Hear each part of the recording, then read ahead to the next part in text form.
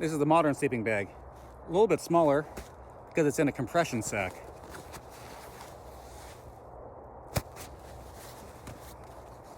So all these straps really allow you to compress your sleeping bag so you can stuff it in your main bag.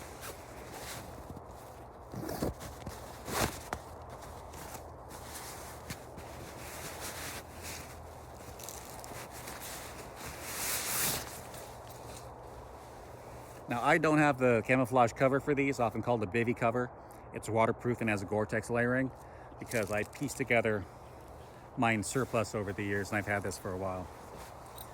So it's got a green layer and a black layer. You got modular sleeping bag.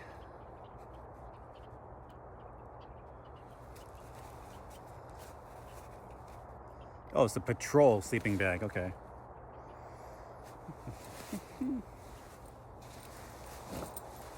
We just called it a modular or the 4-piece. We got a little Velcro strap to protect the zipper.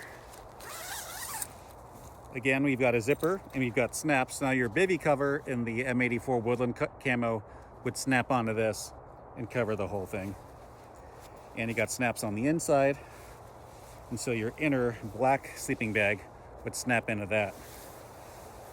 But for demonstration purposes, didn't connect it. And again, we got another little Velcro strap here.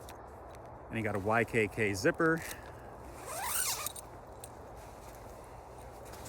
So here's your inner sleeping bag.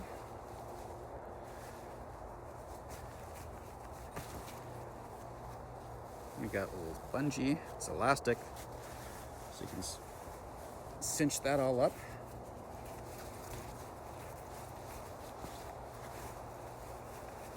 Kind of got like a little hood going on there to cover your head. And there's a little flap.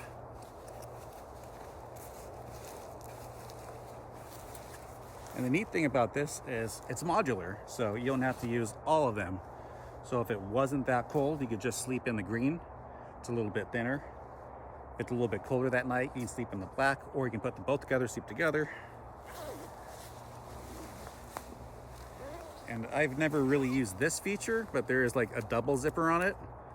So you can like open up the bottom rather than the top. So I have seen guys like wearing the entire sleeping bag and then like hop around and unzip the bottom to go to the bathroom and then zip it back up. It was in the barracks.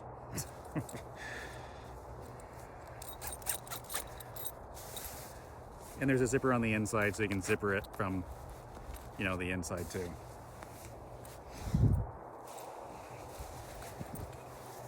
And here's the thinner part. So if it's a warmer day, I would sleep in just this. It also works when you don't have a pillow and then you can sleep in one sleeping bag and use the other sleeping bag for a pillow. That works pretty well too. And again, got a little cinching elastic cable.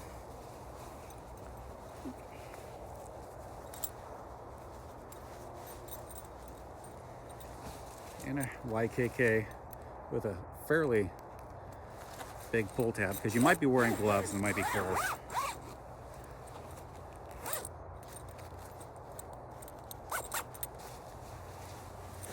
So there's that. Let's see, another one, modular sleeping bag. Got the contract number. This one's got a contract number in 96, so potentially this could be made in 1996. It's got the configuration. Outer green control bag designed to be used in temperatures down to 30 degrees Fahrenheit. Inner black bag designed to be used... Oh, I guess I was using it wrong. The green's supposed to go on the outside and the black's on the inner side. So the inner black bag is designed to be used temperatures from 30 to minus 10 degrees Fahrenheit. Join both bags together, placing the black bag inside the green bag and snapping all black bag snaps to green snaps, yada, yada, yada. So there you go.